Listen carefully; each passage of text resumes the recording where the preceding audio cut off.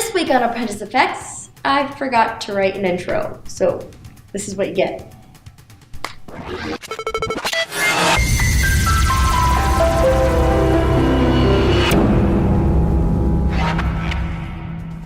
Hello, and welcome to Apprentice Effects, the show that keeps you up to date on everything in and around New Milford with a flair for visual effects. I'm your host, Erin Shaughnessy, here with an update for the week of March 14th. The New Milford MCCA and the Youth Agency invites you to a free screening of The Anonymous People at the Max on Sunday, March 30th. The film will start at 6 o'clock and will be followed by a Q&A with the filmmaker Greg Williams. Everyone is welcome to attend, and please email Laura at youthagency.org for more information. The Youth Agency invites all 7th through 12th grade girls to several free Thursday workshops to be held at the Max from 2:30 to 4:30. Transportation from the school to the Max will be provided, and you will have the option to have fun and try something new in a safe, supportive environment. The featured workshops will be self-defense, You're Beautiful, Introduction to Yoga, and Jewelry Making. Registration is required. To learn more, please contact Laura at youthagency.org. This week, we'll be exploring the consignment aspects of the Sports Swap sponsored by the Youth Agency. If you have equipment that you don't use anymore but feel like it is worth some compensation, you can consign it through a Sports Swap. To learn more information, contact the Youth Agency at 860-354-0047 or email stacy at youthagency.org. Every year, NMHS holds a spectacular all-school musical directed by Robert Keck and choreographed by Debbie McGuire. This year, they're taking on one of the most popular musicals of all time, Andrew Lloyd Webber's ferociously feline Cats the Musical. Some of their past musicals have been Carousel, 42nd Street, The Drowsy Chaperone, Seussical, Beauty and the Beast, and many more. These musicals are so well done that they are on a professional level and are not to be missed. To order tickets to Cats, you can call the box office after 2:30 on weekdays at 860-350-6647, extension 1552. And now, sports! Hello, I'm Austin Engel here for the Apprentice Effects newscast. In follow-up to last week's wrestling scores at the States, they placed second once again at the SCCs, having two competitors place, Kyle Lindner placing third and Brett Leonard placing sixth. This week there was another crucial game for the hockey team, not in SCCs but in the state tournament. In much preparation and great skill, the team had a 4-2 victory. 2 goals from Steve Barry, 1 from Cole Case, and the last being from Blaine McMahon. Our first 3 goals being in the second period, and the fourth answering the opponent's goals in the last.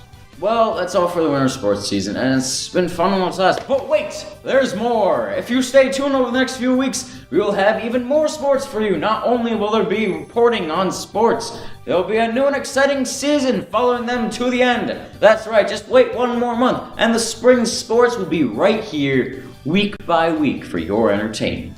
I think just about everyone, or at least those invested in console gaming, has heard of the wildly popular game Need for Speed. It's a first-person perspective game that combines the thrill of street racing and tuner customization with the intensity of police pursuits. This action-packed game is worthy of a story on the big screen. And now it has one in theaters. The film stars Aaron Paul, famed for his role in Breaking Bad, along with Captain America co-star Dominic Cooper. A street racer fresh out of prison embarks on a personal vendetta against a wealthy businessman that framed him and placed him there in the first place. Toby Marshall, played by Paul, joins a cross-country race to take his revenge.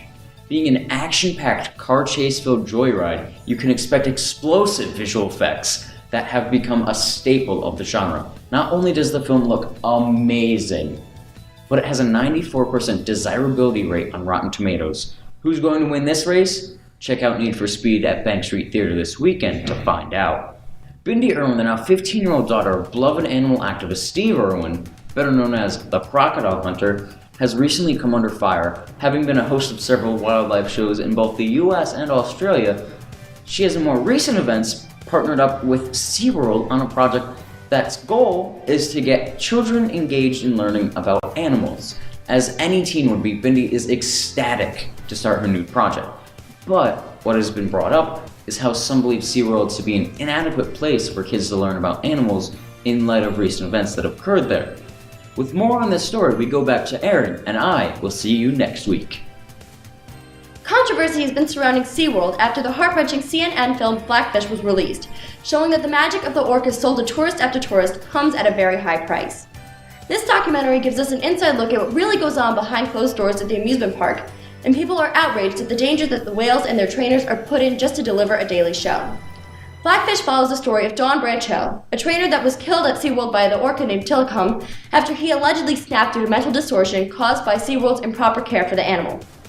Ever since Bindi Irwin agreed to work with SeaWorld on this new project, she has been receiving social criticism for supporting the amusement park in its actions instead of boycotting it, like her fellow animal lovers would have expected. Regardless of everything, we hope that Bindi will have a positive effect on SeaWorld and how the animals there are treated.